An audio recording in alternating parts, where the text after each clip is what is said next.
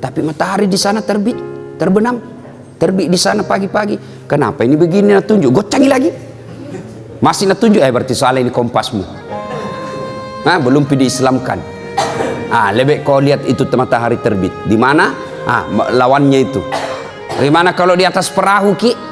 Ndak dilihat, lihat mana? Mana terbit? Oh, di sana terbit. Oh, berarti di sana terbenamnya. Sudah, kau putar perahumu menghadap ke sana. Lagi sholat, tiba-tiba goyang perahu. Jangan tahu aku goyang-goyang juga begini. Lah, Pak, sudah lewat yang pertama. Ya, itu yang pertama doa. Ya. Yang kedua, cara khusyuk menurut Quran, satu tadi sempurnakan wudukmu. Yang kedua, berpakaianlah yang indah. Itu perintah Quran surah Al-Jum'ah.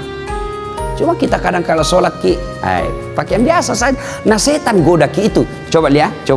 Bapak kalau mau sholat ke masjid, ada itu bisikan hati, pakai kau baju bagus. Ada itu namanya hati nurani. Tapi begitu kita mau pakai, nah goda ki setan. Jangan mau kau repo ki. Akhirnya buru-buru kau cepat kau mau di kamar. Setan itu. Karena setan itu Pak, tidak mau berhenti menggoda kita sebelum dia berhasil. Mulai dari asan nagoda memang maki. Wudu nagoda maki lagi. Sudah ki wudu mau ki pakai baju gamis. Nah bilang ki, jangan aku bilang korang nanti so alim. Akhirnya tidak jadi. Itu setan. Padahal itu ajaran Quran. Kau datang ke masjid dengan berpakaian yang indah. Makanya Nabi kalau itu mau sholat disunnahkan pakai parfum. Itu sunnah. Kan teman-teman kita jamaah tablik, kalau dia mau sholat itu kan dia pakai langsung, dia kasih keluar itu anunya, minyak-minyaknya yang digosok-gosok, malaikat subuh. Kadang juga ada malaikat maut. Malaikat maut itu kalau kalefa bau, malaikat maut itu. Itu sunnah. Tidak ada parfum. Boleh kau pakai itu apa? Setrika. Pengaruh kalau orang setrika. Yang penting pakai parfum, pakai bau-bau. Mau palsu mau asli pakai, itu sunnah. Artinya apa? Kalau bapak pakai parfum sholat jauh lebih mulia daripada yang tidak pakai parfum. Itu sunnah. Sikat gigi itu anjuran agama. Berpakaian yang indah. Tapi sayang kita kalau mau ketemu wali kota bawa pakaian indah. Sekalinya mau datang ke masjid pakai baju kaos, celana training, battala. Pas sujud ada celengan di belakang. Ya. Yang ketiga, bagaimana supaya bisa khusyuk dalam sholat? Yang ketiga menurut Quran, kalau kau sholat, bayangkan bahwa itu sholatmu adalah sholat yang terakhir. Jangan selalu berpikir masih panjang umur, tak. Jangan. Banyak kan orang pergi, sehat, pergi, tidak ada tanda-tanda kematian, pulang tinggal jenazahnya. Nah, keluarga saya di Surabaya, 2 minggu yang lalu, pergi sholat maghrib, masih masjid, sholat isya, masih sehat walafiat, segar bugar. Pergi sholat isya, selesai sholat asar pergi main badminton, bulu tangkis, tinggal jenazahnya pulang. Kenapa? Serangan jantung di lapangan. Jadi bapak kalau keluar ki itu jangan lupa sayang-sayang istri tak. Ibu kalau keluar ki suami tak, peluk baik-baik, cium tangannya. Siapa tahu itu adalah ciuman tanganmu yang terakhir. Tadi tahu.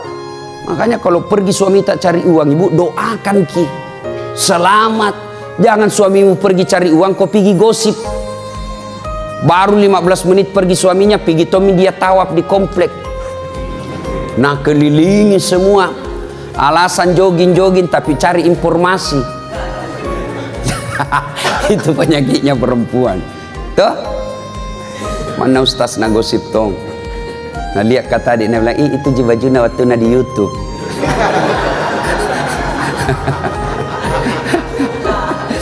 Nah sekarang ada tipsnya lagi. Itu tadi menurut Quran. Dijabarkan oleh para ulama dengan memberikan tips-tips. Satu, ketika kau sholat, matamu jangan seperti mata pencuri. Ada kan orang sholat seperti mata pencuri. Allahu Akbar. Nah, apa yang dibaca semua tadi di atas sini? Sambayang yang dibaca kalender. Toh, maka ketika kau sholat, bagaimana caranya? Anjuran Nabi, lihat kau apa yang kau mau sujudi. Tanpa sujud. Ketika sholat itu kita lihat. Begitu ibu-ibu, apalagi ibu-ibu di belakang, terbuka pintu, siapa yang lewat satu komplek pasti kau sebut dalam hati namanya. Oh Haji Rahim terlambat ki. Lewat lagi, oh Haji Baddu. terlambat tongi. Lewat lagi, oh ndak serasina kuduna sama bajuna. Oh semua itu. Maka ketika sholat tunduk, lihat apa yang kau sujudi. Sudah lakukan itu ternyata belum juga bisa susu, serahkan kepada Allah.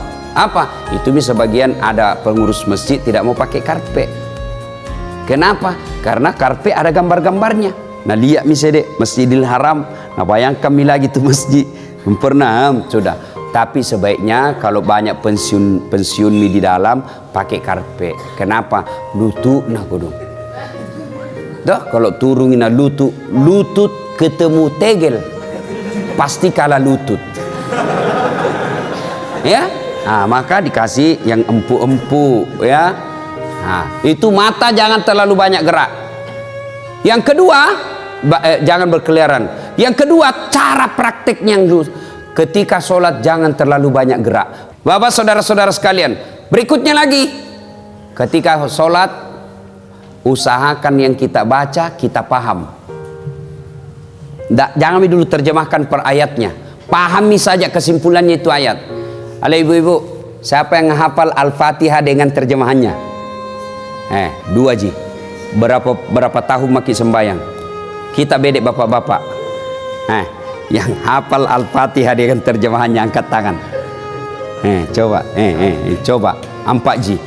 Padahal kita sudah sholat 20 tahun. Coba, itu saja bukti bagaimana kita mau bisa khusyuk dengan sholat. Al-Fatihah yang kita baca setiap sholat, kita belum tahu artinya.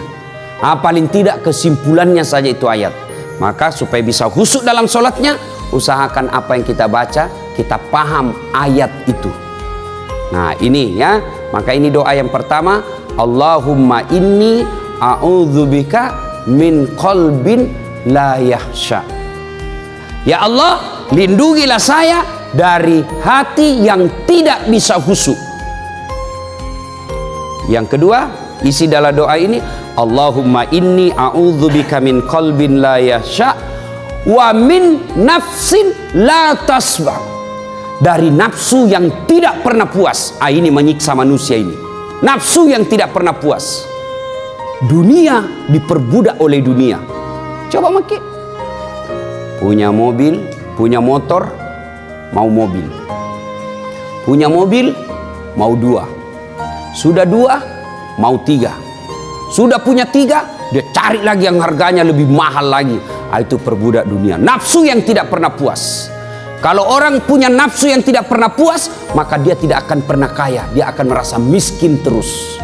Kalau kau mau bahagia, urusan dunia, lihat kau ke bawah. Urusan akhirat, lihat kau ke atas. Apa aplikasinya?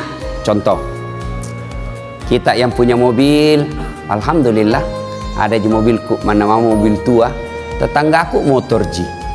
Kita yang punya motor, alhamdulillah, ada motorku, tetanggaku kodon sepeda ji, kemana-mana menggayu. Kita yang punya sepeda, alhamdulillah ada sepeda aku, tetanggaku poin mana sepeda tidak ada tong, kemana-mana jalan kaki. Kita yang jalan kaki, alhamdulillah masih sehat kak, tetanggaku lumpuh, tidak bisa kemana-mana. Kita yang lumpuh, alhamdulillah masih sehat, masih bisa hidup kak, tetanggaku kemarin mati. Insya Allah itu ada puasnya kita. Tapi kalau dibalik, urusan dunia dilihat ke atas, yang lumpuh lihat yang jalan. Kenapa saya menderita di sini ya? Yang jalan, nah lihat yang ada sepedanya. Yang ada sepedanya, nah lihat yang ada motornya. Yang ada motornya, nah lihat mobilnya. Yang ada mobilnya, nah lihat mobil baru, mobilnya jelek, tidak pernah dia puas. Sebaliknya, urusan akhirat lihat ke atas. Artinya apa? Itu saja tetanggaku masih muda, rajinnya berjamaah di masjid. Apa saya ini pensiun mau mati dan tidak pernah kedatang di masjid? Itu namanya lihat ke atas akhirat. Itu saja tetanggaku tidak jelas penghasilannya, tapi kalau ada Jumat pasti ada namanya disebut penyumbang. Itu namanya urusan akhirat, lihat dia ke atas. Nafsu yang tidak pernah puas.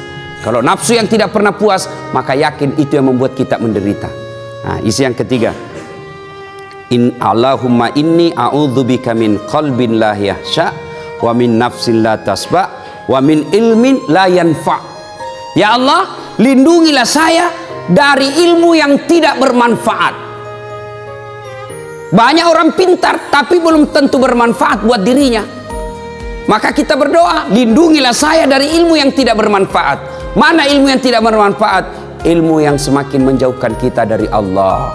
Jadi insinyur, jadi dokter, jadi ekonom, jadi teknokrat, tapi ilmu yang dia pakai itu makin menjauhkan dirinya dari Allah, maka itulah ilmu yang tidak bermanfaat.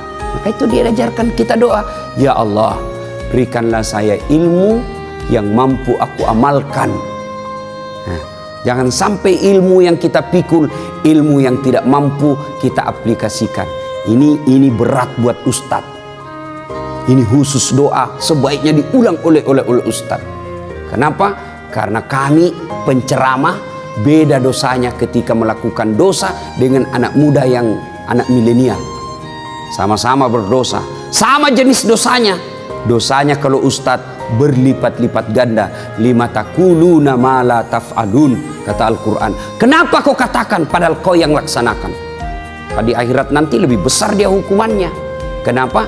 Karena dia mendakwakan, kau begini, kau begini, kau begini, dia tidak amalkan. Nah, itulah beratnya jadi ustadz nanti, timbangannya luar biasa nanti. Nah, yang keempat, kita berdoa kepada Allah, lindungilah saya dari doa yang tidak mustajab, doa yang tidak dikabulkan Allah. Dalam hidup ini Pak, semua orang ada masalah, dan senjata ketika ada masalah, curhat, berdoa kepada Allah. Tapi kalau doa saja kita sudah tidak didengarkan Allah, maka itu sudah paling sial hidup kita. Maka kita berlindung kepada Allah, ya Allah, lindungilah saya dari doa yang tidak diijabah. Kenapa doa kita tidak dikabulkan? Salah satu sebabnya doa kita tidak dikabulkan, hubbi aklil haram, suka makan barang haram. Bapak-bapak yang perokok,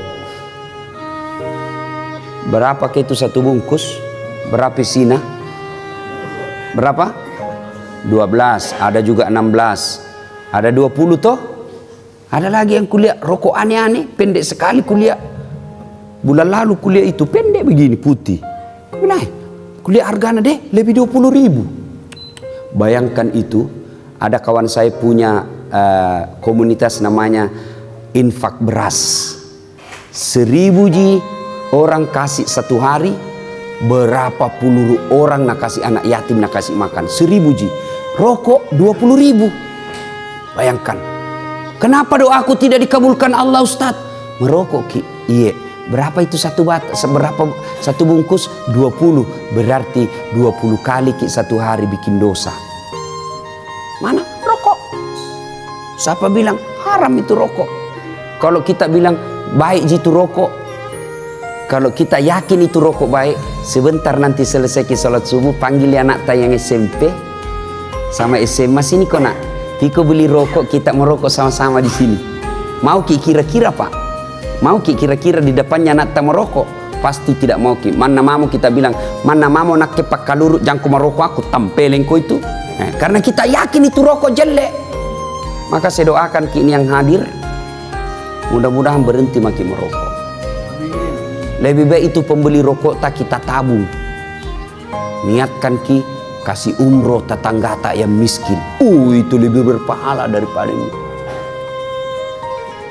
Jangan Ki marah Pak, jangan Ki marah, jangan Ki marah, jangan Ki marah. Ya, jangan Ki marah. Tapi kalau mau Ki marah terserah kamu mau pulang nanti nih. Ya, kita berdoa kepada Allah dari doa yang tidak dijabah Allah. Apalagi penyebab doa tidak dikabulkan Allah kalau kita tidak bersalawat. Passwordnya doa itu, barcode-nya doa itu salawat. Allahumma salli ala Sayyidina Muhammad wa ala ali Sayyidina Muhammad. Tahu jaki salawat ibu toh? Ya. Sampai seperti ada mahasiswa aku dulu ujian skripsi. Supaya berkah ini ilmu saya kasih kau salawat kau kepada Nabi. Salawat kepada Muhammad. Ulangi salah kau. Salawat kepada Muhammad. Salah. Salawat kepada Muhammad, bukan panjang pendek. Salah mentong itu. Lalu sudah bilang yang mana paling Ustaz? Allahumma salli ala Sayyidina Muhammad wa ala ali Sayyidina Muhammad. Lalu bilang, oh diganti Ustaz, bukan diganti kau yang dongo. Mana ada salawat diganti-ganti, wali kota kapang. Bapak saudara-saudara sekalian ya, apalagi penyebab doa tidak dijabah Allah kalau kita memutuskan persaudaraan. Tetangga Ki naserobot tanata, nah ambil pagarta, baku bombe 3 tahun, baku bombe 5 tahun. Nah itu menyebabkan doa tidak diijabah. Apalagi selain itu kalau bapak hobi tetap bermaksiat. Nah, sudah sembahyang, dia tonji yang korupsi. Sudah lagi itu, dia tonji yang berzina. Sudah itu dia tonji yang makan barang haram. Itu maka doa tidak dijabah ketika wazalimun la yantaqi, perbuatan zalim yang tidak bisa dia hentikan. Ibu bapak saudara-saudara sekalian, apabila doa ini kita ulang-ulang, ya, 5 kali sehari semalam kita ulang-ulang doa ini, masa Allah tidak kabulkan kalau kita baik jicarata, kita ikuti pedoman dan tata cara berdoa. Oleh karena itu bapak ibu, kalau ada waktu tak ada rezeki kita bahkan bisa di-download, itu ada buku namanya Pedoman Berdoa. Diajarkan kita bagaimana supaya doa kita diijabah Allah, apa penyebabnya, supaya apa sebab-sebab doa tidak diijabah. Maka kalau kita sudah lakukan sunnah-sunnahnya, kita hindari apa larangan-larangan Allah, lalu kita berdoa sesuai yang diajarkan Nabi, maka Allah janji, ud'uni astajib lakum, berdoaku kepadaku pasti saya akan kabulkan. Sebagai motivasi, akhirnya suatu kali Nabi bertanya selesai sholat. Selesai salat subuh, Nabi balik bertanya, saudara-saudara sekalian, siapa di antara kalian yang mimpi tadi malam? Semua diam. Nabi menjelaskan, semalam saya mimpi, saya dibawa jalan-jalan masuk ke dalam surga. Saya diperlihatkan oleh Allah, ada hamba Allah dikasih hadiah masuk surga yang banyak sekali hadiahnya. Lalu dia bilang, ini orang dikasih hadiah, ya Allah, banyak betul ini hadiah kau kasih kak. Ibaratnya pahalanya cuma 5, Allah kasih 5.000. Banyak betul ini ya Allah. Kenapa bisa banyak begini? Allah sampaikan, ketahuilah hambaku, itulah doa-doamu yang tidak kukabulkan ketika kau hidup di dunia, karena saya tahu kalau saya kasih kau itu doamu, kau tidak mampu memikulnya. Nah, saya dulu berdoa, ya Allah, mudah-mudahan saya menang wali kota 2013. Ternyata bukan kalah, cuma yang menang lebih banyak suaranya. Allah tahu, dah saat tak bisa kau pikul itu amanah, kau tidak usah, kau lebih jadi penceramah keliling kau kemana-mana. Allah tahu. Ya Allah, berikan saya kekayaan, doa sudah disampaikan, tata caranya sudah dilaksanakan, sunnah-sunnahnya kita lakukan, menyebabkan doa cepat dikabulkan sudah dilakukan. Kok tidak dikasih? Berikan saya mobil. Allah tahu, bu, kalau ada mobil tak, nah pakai suami tak selingkuh, akhirnya kawin lagi. Mana kita suka ibu? Pasti kita bilang, jami ada mobilku deh, daripada ambil orang istriku, suamiku. Begitu. Kenapa saya tidak lulus? Sudah mau berdoa. Allah tahu, bukan di situ tempatmu yang terbaik. Jangan pernah sangka buruk, ya. Mudah-mudahan ada manfaat. Lebih dan kurangnya mohon dimaafkan. Sebelum kita akhiri, mari kita kirimkan suratul Fatihah kepada Rasulullah Muhammad SAW, khasiat dan keutamanya untuk orang tua kita masing-masing. Al-Fatihah. Ini ada baru-baru saya dapat informasi. Baru-baru saya dapat informasi. Kelas 2 SMP. Berapa umurnya itu kalau kelas 2 SMP? Ya, 14 ya? 14-15 tahun. Apa yang terjadi? Sudah pernah berhubungan suami istri. Dan saya tanya, berapa perempuan kau kasih begitu? Dia bilang 5 mi. Saya ajak ngomong. Saya bilang, di mana kau lakukan? Di rumahnya itu perempuan. Beranimu itu? Dia bilang, bapaknya ibunya kerja semua Ustaz, malam pi baru pulang. Apa mi kalau begini anak tak? Setengah mati dicarikan uang, nah pakai rumah tak berzina. Kita bangga mi bagus rumah tak, kita bangga kita dihormati orang, kita bangga banyak duit tak, kita bangga bermewah-mewah, kita punya mobil, tapi anak tak berzina di rumah tak tiap hari. Dan itu bukan cerita fiktif, itu banyak yang terjadi. Ini yang perlu momentum Idul Kurban ini, evaluasi apa anak tak ini seperti Ismail atau menjadi anak yang dekat dengan iblis. Tidak ada orang tidak suka dipuji, Pak.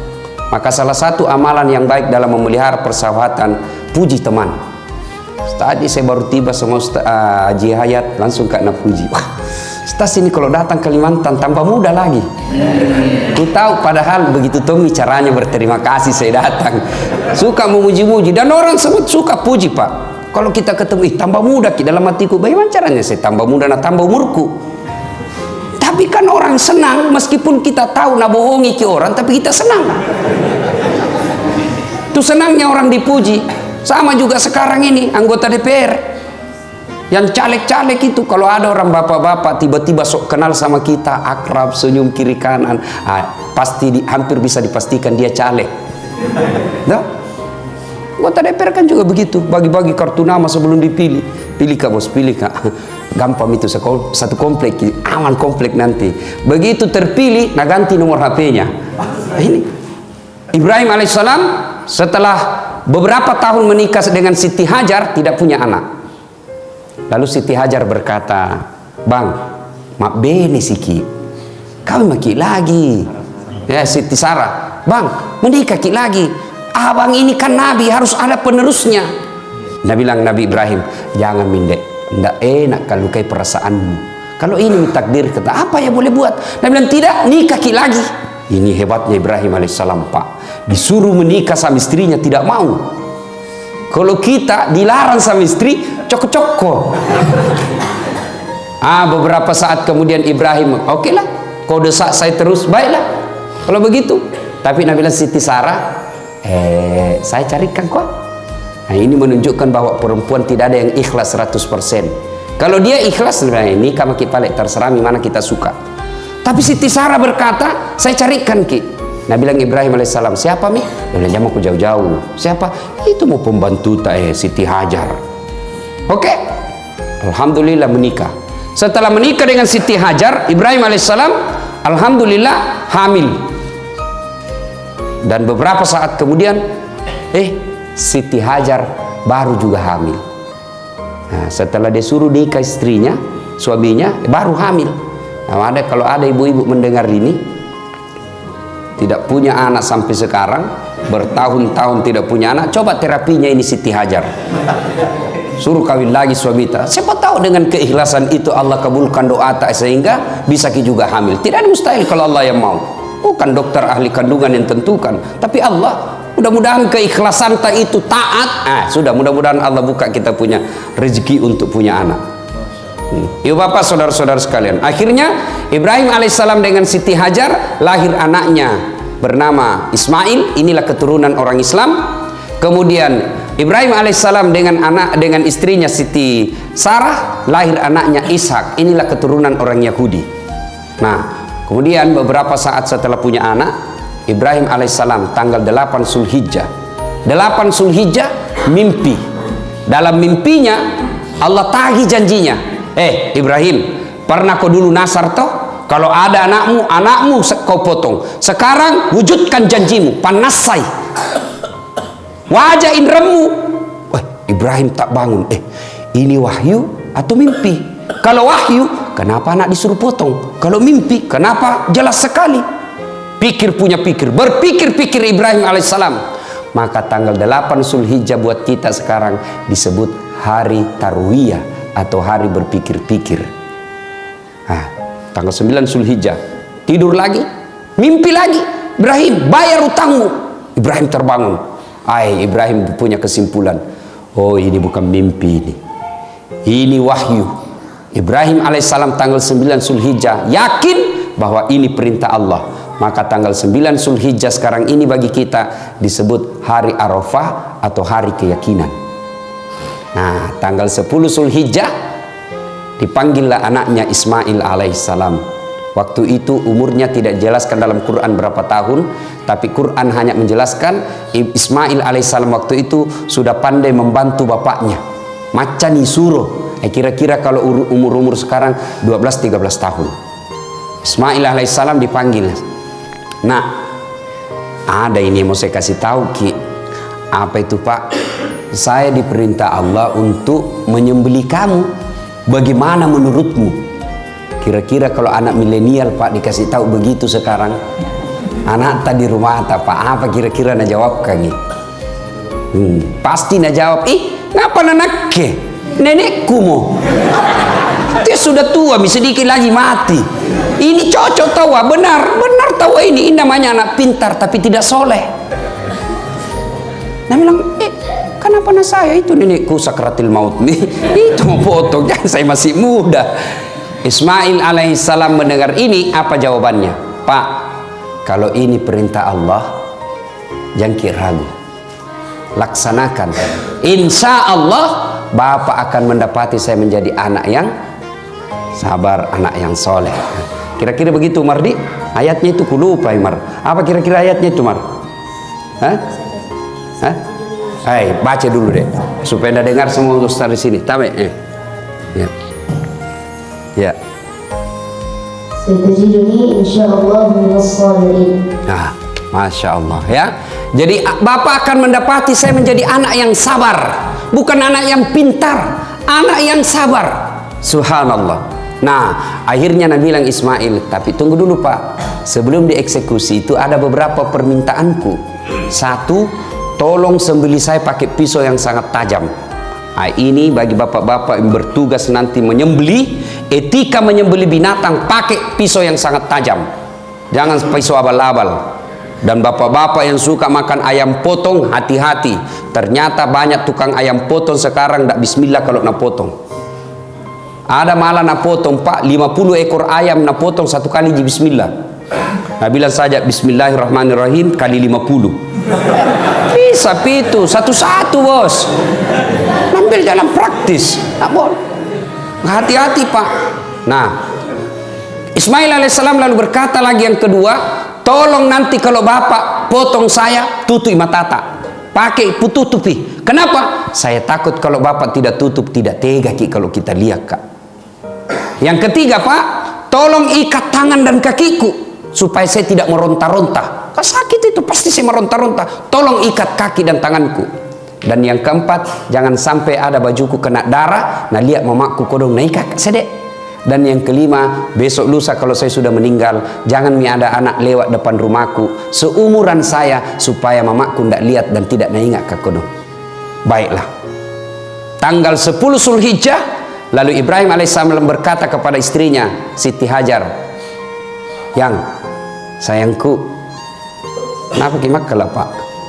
Itu para nabi itu romantis sama istrinya Pak. Kita tonji itu kurang romantis. Ini anak-anak sekarang kalau waktu pacaran sopan sama ceweknya, tawe deh, hati-hati. Ada batu di depan tadi, hati-hati angkat kaki kita sedikit. Batina sekalinya sudah ada satu tak tumpu kaki istrinya. Di mana simpang matanu dong. Panggil sayangku sini dulu. Kenapa kideng? Tolong saya mandi baik-baik itu anak tak, kasih pakai baju baru, kemudian sisir rapi-rapi, kasih parfum. Nah bilang Siti Hajar, mau bawa kemana? Nah bilang saya mau bawa rekreasi, jalan-jalan. Baiklah, jalanlah itu. Tanggal 10 Zulhijjah, Ibrahim alaihissalam sudah yakin melaksanakan janjinya.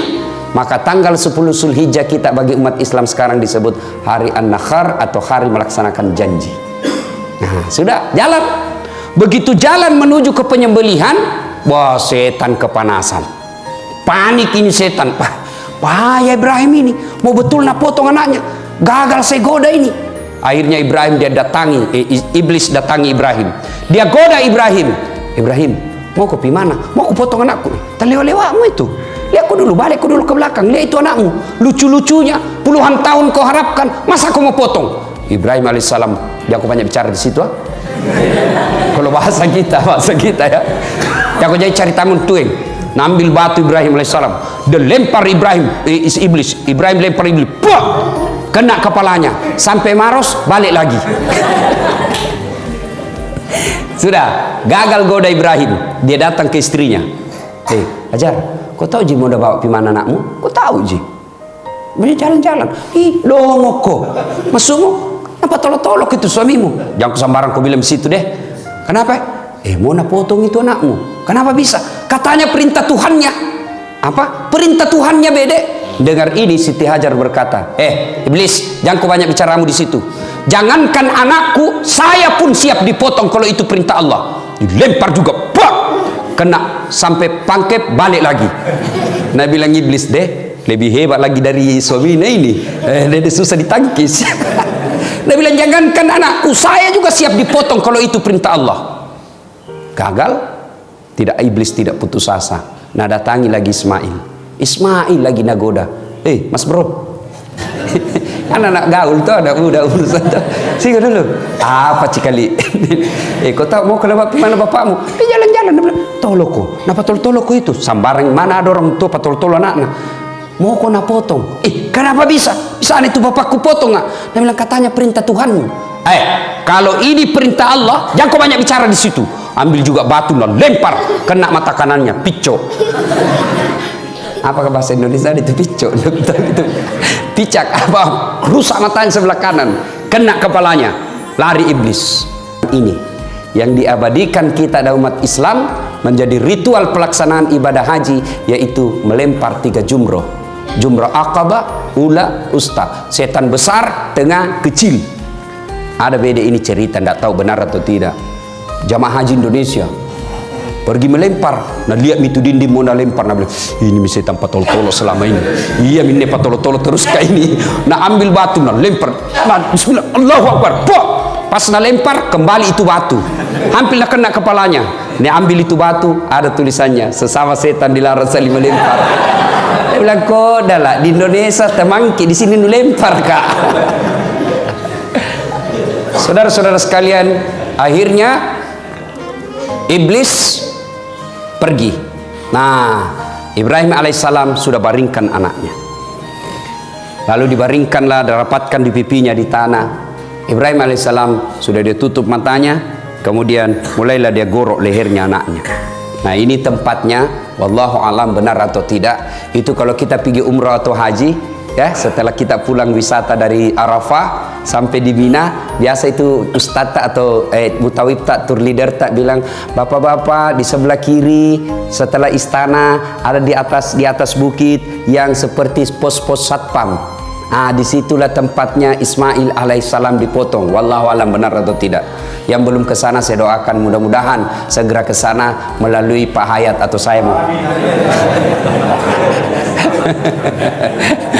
Persaingan bebas Pak Hayat.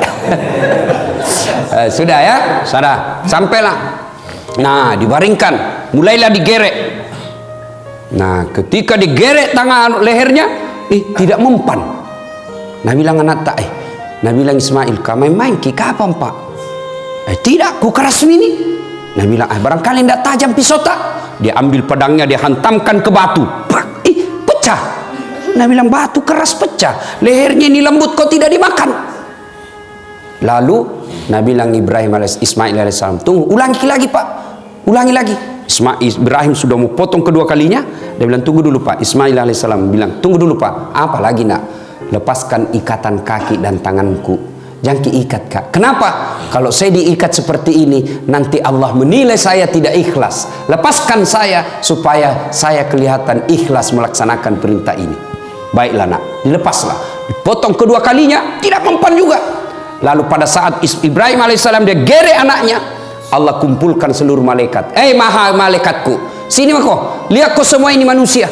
Yang waktu saya ciptakan Adam, kalian memprotes saya. Kalian berpikir kalau manusia kau angkat menjadi khalifah di dunia ini, hancur mereka, menghancurkan saja dunia. Lihat kau, karena cintanya kepada perintahku, ingin mewujudkan cintanya kepada Allah, dia sembeli anaknya yang satu-satunya. Potong. Kemudian pada saat itu kekaguman malaikat Jibril, lalu berkata malaikat Jibril, Allahu Akbar, Allahu Akbar, Allahu Akbar. Disambung oleh Ibrahim alaihissalam, La ilaha illallah, huwallahu akbar. Lalu Ismail alaihissalam menjawabnya dengan kalimat Allahu Akbar, walillahil hamd. Ini kalimat kalau kita lebaran sekarang, Allahu Akbar, Allahu Akbar, Allahu Akbar, La ilaha illallah, wallahu akbar, Allahu Akbar, walillahil hamd. Inilah yang disunnahkan Rasulullah ketika kita dari rumah menuju ke tempat ibadah Idul Fitri atau Idul Kurban. Nah, biasa kalau kita dari rumah ke masjid Pak, takbir jaki, takbiran ki. Nah, kalau anak-anak milenial sekarang tidak takbiran Pak, update status. Mulai nak pakai kudungnya, mulai nak pakai bajunya, update status update status. Siap-siap Idul Fitri. Di jalan foto selfie. OTW masjid, sampai masjid foto lagi, 2 rakaat sholat tahiyatul masjid. Sujud, mana sujud? Nah pototon dari atas. Alhamdulillah selesai Idul Fitri. Nah itu anak-anak milenial sekarang. Nah ibu bapak saudara-saudara sekalian, inilah sejarahnya Idul Kurban. Nah apa kira-kira hikmah yang ingin kita ambil dari kisah ini? Ini yang penting. Sejarah ini insya Allah kita sudah tahu nih, mengerti maki. Nah sekarang apa pelajaran yang kita ingin ambil? Satu, percayalah ketika kita ingin melakukan kebaikan, iblis pasti kepanasan. Setiap kita mau melakukan kebaikan, iblis pasti berupaya menggoda kita. Bukan cuma sekali kita dia goda, berkali-kali, dan tidak akan berhenti sebelum berhasil. Salah satu definisi iblis itu berupaya menggoda kita sampai berhasil. Jadi iblis itu tidak akan berhenti sebelum dia berhasil menyesatkan kita. Contoh, hayya 'alas shalah. Bangun ki, nagoda ki iblis dulu. Sebentar pi, masih ada waktu ini 10 menit baru kaman. Anggaplah bapak berhasil.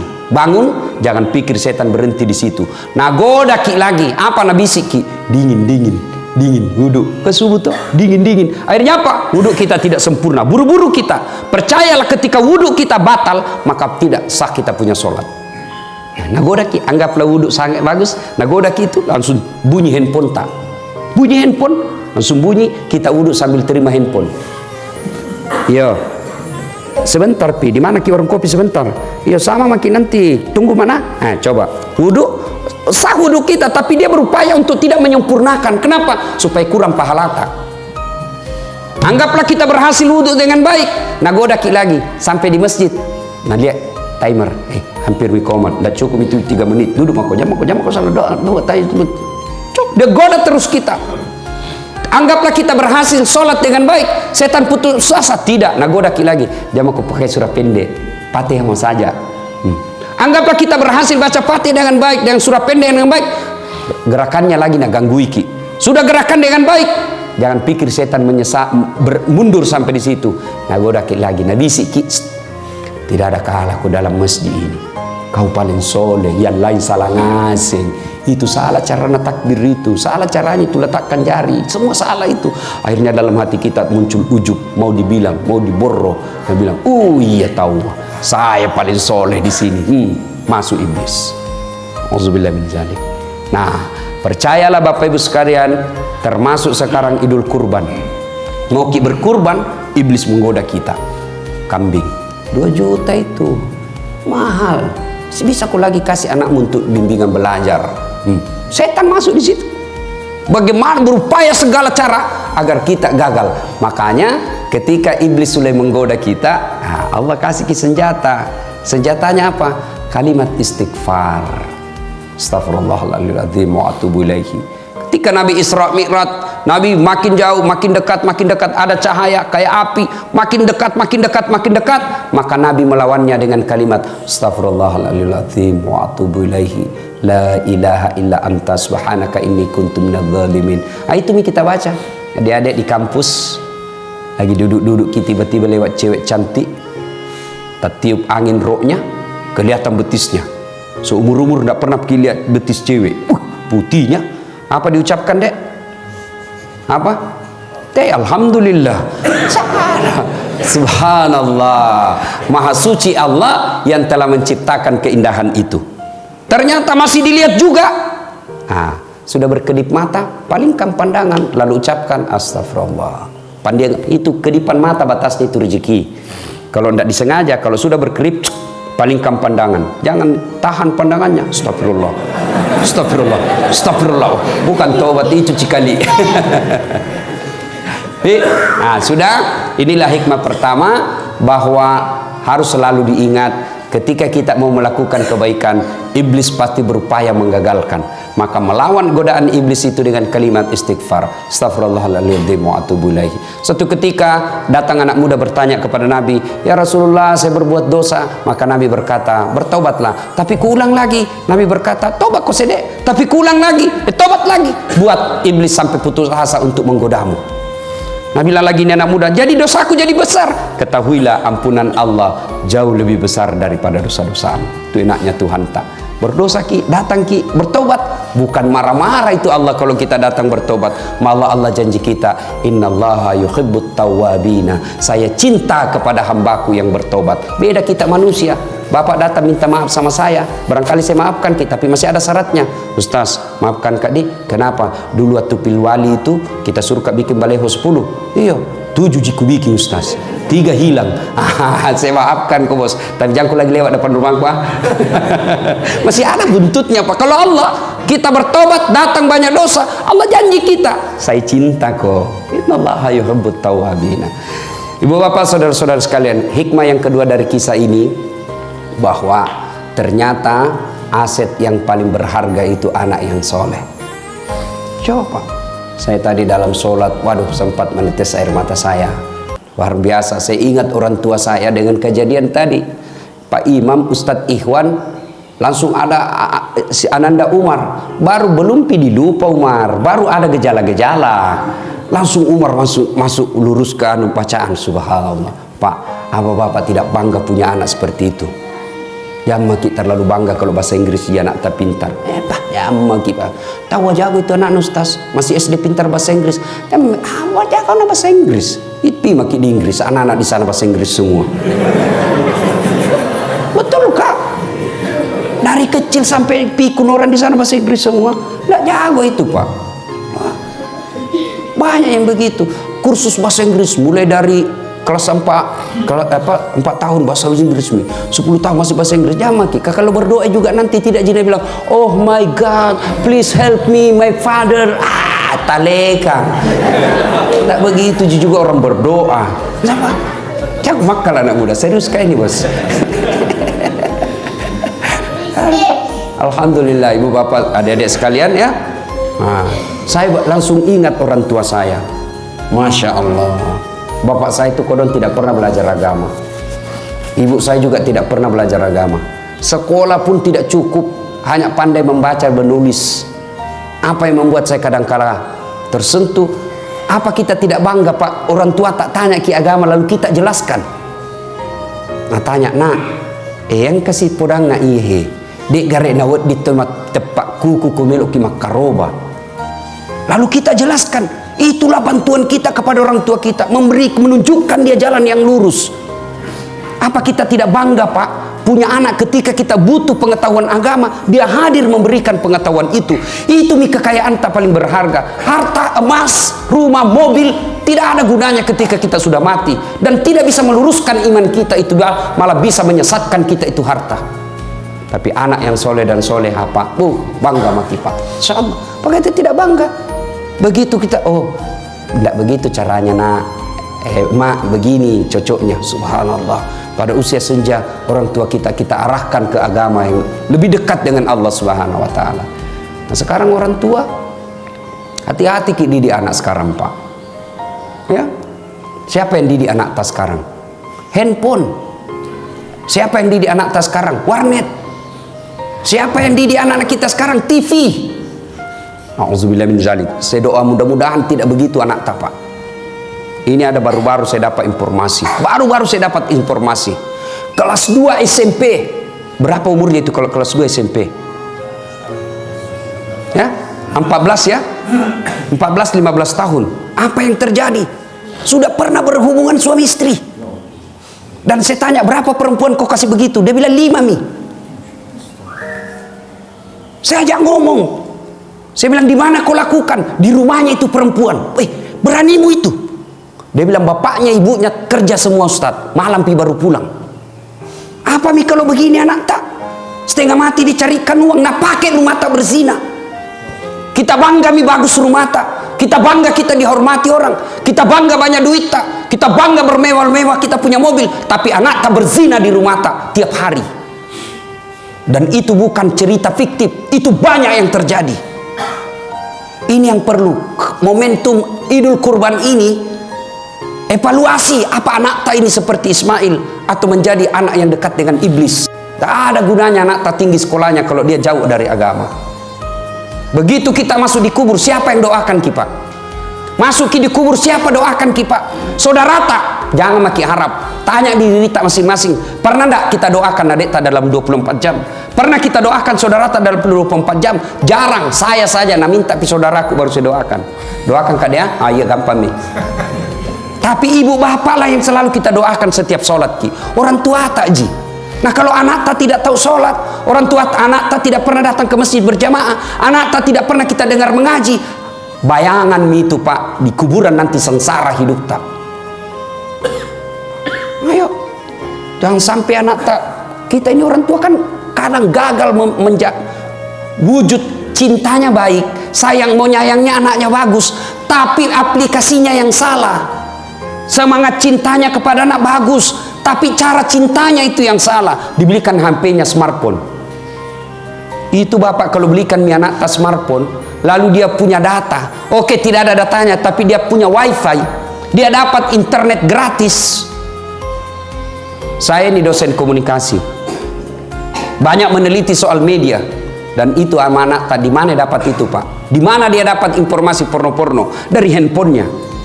Coba maki suruh tulis di situ. Anak-anak kita pakai smartphone, nah tulis saja itu di mesin pencari. Film porno Indonesia blokir. Tapi ada lagi mesin yang bisa membebaskan blokir itu. Akhirnya apa? Pencariannya lari dulu ke Singapura. Tidak diblokir, dia bisa buka. Dan keluarlah itu ratusan informasi tentang porno. Kalau kita dulu kecil pak, jangankan film, gambar saja tidak bisa didapat. Akhirnya apa? Kita tidak pernah pikiran yang jorok-jorok. Sudah itu tiap malam diterpa otaknya dengan pikiran-pikiran porno. Sudah itu malam anak tak kita kira jago ki, satu anak satu kamar, kita rusak itu anak tak. Kita dulu zaman kecil satu kamar 3 ki bersaudara di dalam. Akhirnya apa? Kita punya kekerabatan persaudaraan kencang. Kita punya persaudaraan kuat. Kenapa? Kita sama tidur. Sekarang satu anak satu kamar, satu anak satu TV, tidak pernah ketemu, pulang rumahnya, pulang sekolah, masuk kamarnya masing-masing, memegang HP-nya, mulai mima video call. Hati-hati pak, ada namanya sekarang video call. Ya kak beda bibir tak dek, ini nih kak, kasih turun-turun sedikit, ya sedikit lagi dek, buka-buka sedikit. Apa? Tiap malam dia begitu, tiap malam akhirnya apa? Ketemu nanti, nah praktek nih. Itu yang merusak anak-anak kita. Maka bapak, pengajian kali ini hati-hati pak.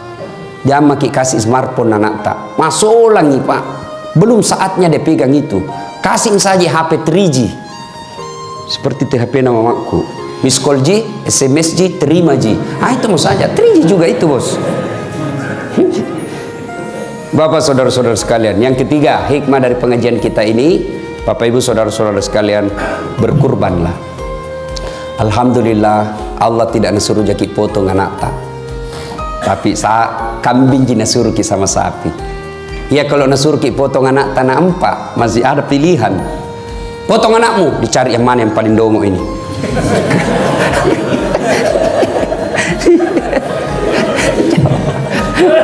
Tapi alhamdulillah Allah cuma minta kita ya diminta jaki kambing, maka berkurbanlah. Jangan ki lagi saya tidak mampu Ustaz, baru HP harga 2 juta, paket data 150.000 per bulan. Itu kalau bapak sudah lakukan itu dan tidak berkurban, hati-hati pak, nah cari ki nanti malaikat, nah kasih bangkrut ki Allah. Banyak uang tak tapi tidak ada bisa dimakan, banyak uang tak tapi tidak berkah. Kenapa? Karena kita tidak mau berkurban. Aneh sekarang ini pak, banyak orang mampu tapi tidak mau berkurban. Saya ulang, banyak sekarang ini orang mampu tapi tidak mau berkurban. Sebaliknya banyak orang mau berpoligami padahal dia tidak mampu. Ya betul toh.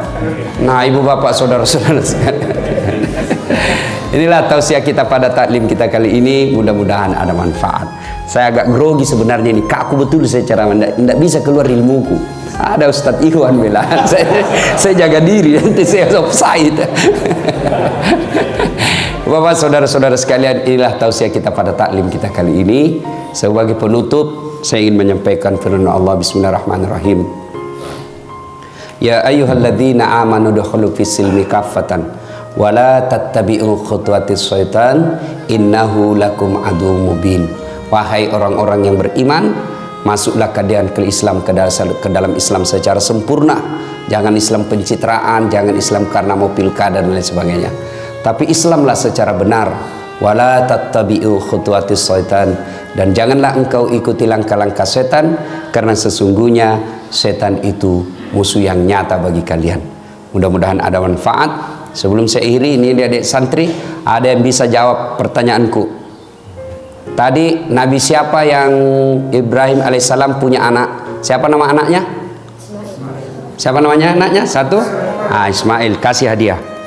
Yang bisa jawab jawaban. Ada hadiahnya. Mana Miko dong? Wah, bukan lupa ya kasih masuk Umar. Bukan rezeki na Umar. Ya, nanti ada di mobil berarti.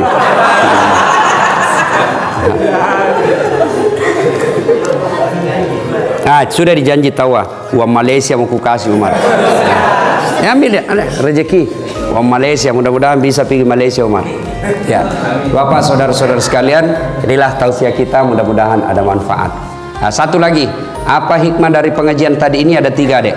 Ini yang hafal-hafal. Ada 3 apa? Ada yang tahu? Satu mau sebut. Siapa? Siapa? Ayo, ada lagi? Siapa? Ya, Pak. Menjadi anak soleh ya, dapat hadiah juga. Nah hadiahnya.